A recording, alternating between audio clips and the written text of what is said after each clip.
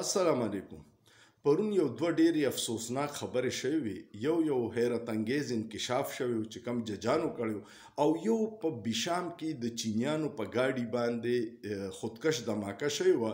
د بارودو یو ګاډی د هغوی سره ګاډو سره وجنګو او هغې کې 15 چینیان او یو پاکستاني مړ شو. دا ډېره بدقسمتي په دې ده چې دې وخت کې پاکستان ډېر په مشکلاتو کې دی او موږ ته ضرورت دی چې فارن انویسټر راشي. نور څوک نه راتله، چینیان زموږ دوستانو، هغوی په هر سخته کې موږ سره ودرېږي، هغوی راغلي اوس رانه هغه مزغلي. او تحریک طالبان پاکستان د دې دماکې نه انکار وکړو چې دا موږ نه ده کړې. دا ډېره بدقسمتي ده. زموږ ادارې زموږ ډېرې عظیمې ادارې دي، موږ یې ډېر قدر کوو، خو بدقسمتۍ نه هغوی په سیاست کې دومره انوالو شوي دي چې سیکیورټي صورتحال ډېر ته خراب شوی دی.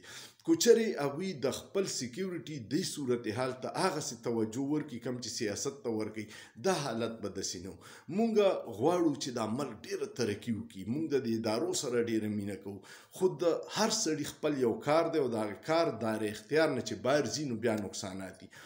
د دې اظهار اوس پرون ججانو موږ او د اسلام آباد های کورټ شپږو ججانو، ټوټل 8 ججان دي او شپږ لکه 90% ججانو په دې سیستم عدم اعتماد وکړو. هغوی وی چې ایگزیکټیو او ایجنسیانې زموږ په کار کې مداخلت کوي او سپریم جوډیشل کونسل ته خط لیکلی چې موږ ته لاره وښیي چې موږ په دې حالت کې څه وکړو. زموږ سره کوډ آف کنډکټ څه دی.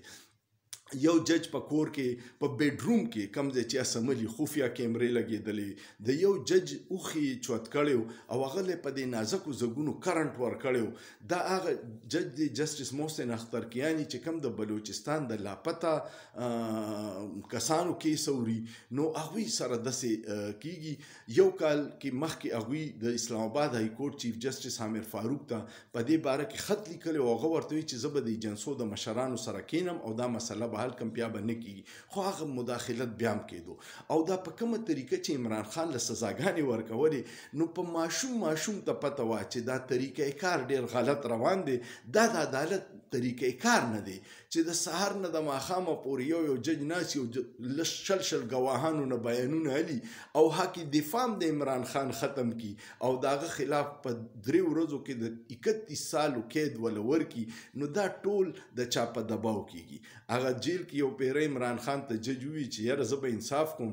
عمران خان ورته وخندل او ورته ویې ته په خپله په قید کې ته به ما له څه انصاف راکړې. نن د هغې خبرې تصدیق وشو او دا خبرې ججانو په خپل وکړي.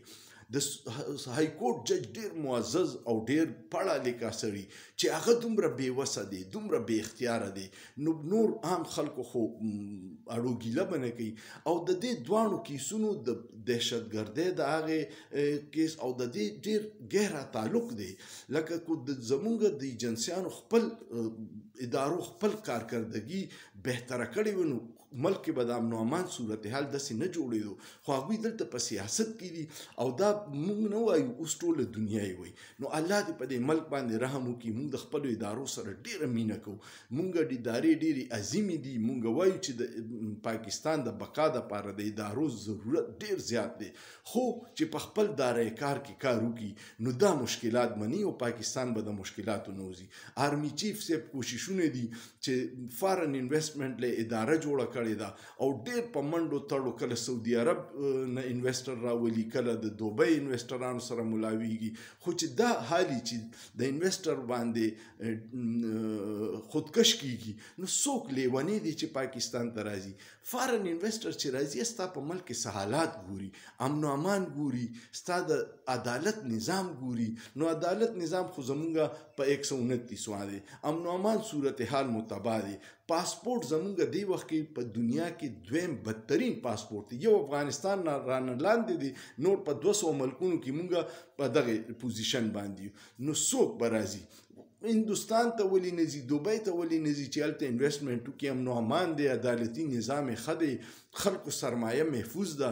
نو چې څو پورې دې طرف ته مونږ بنیادی تبدیلیانې نه کړي دلته کې د انویسټر راتله اسې خوب دی او چې څو پورې فارن انویسټر نه راغلی مونږ به دقه د IMF او د دې نه قرضونه الو او بیا به د خلکو په مری چاړک دو د ګیس په بل کې به اضافه کوو د بجلی په بل کې به اضافه کوو د پټرول په بل کې به اضافه کوو د خلکو ژوند مو تباه کړی دی حکمرانانو او د ملک هم تباهیت روان دی د خدای دپاره په دې ملک رحم وکړئ مونږ ټول محب وطن یو پاکستان یو جنت ملک دی او دا جنت ملک مونږ په خپله دوزخ کړی دی د خپلو غلطو پالیسیانو د وجې که مونږ دا پالیسیانې ټیک خلک به هم په سکون شي ادارې به هم ډېر په سکون شي نظام به هم ټیک شي او پاکستان به هم ترقي وکړي ستاسو څه خیال دی کمنټ پې لازمن وکړئ او سوچ پې وکړئ په سوچ کې څه ګناه نشته